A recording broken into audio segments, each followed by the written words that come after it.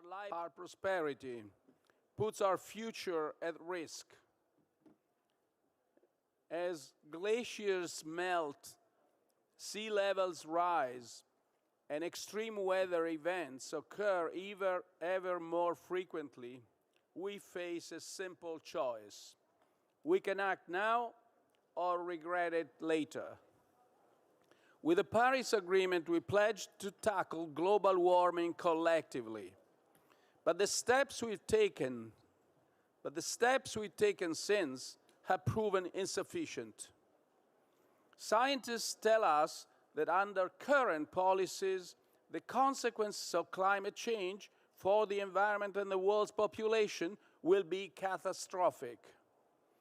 The cost of action, however high it may seem, is trivial compared to the price of inaction. Yesterday, I noted that the most pressing global issues demand a multilateral response. The fight against climate change involves quite literally the whole world. We stand united in success and failure. And as the G20, we have a responsibility to show leadership and guide the world towards a more sustainable future. Around this room, we have different views over how soon we must start to act and how fast we must change course.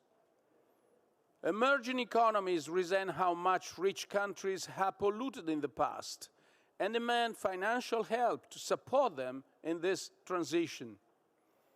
They also wonder whether any commitments we'll take are indeed credible, given our past failings. We must listen to these concerns, and we must act on them, but we cannot sacrifice our collective ambitions. We need to set long-term goals that are consistent with the objective of the Paris Agreement and make short-term changes to achieve them. We must accelerate the phasing out of coal and invest more in renewable energy.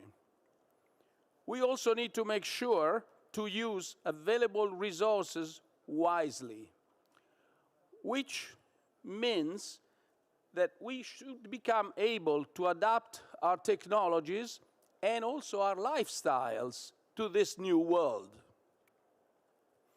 And as we move towards these goals, we must help countries around the world deal with and adapt to the effects of climate change.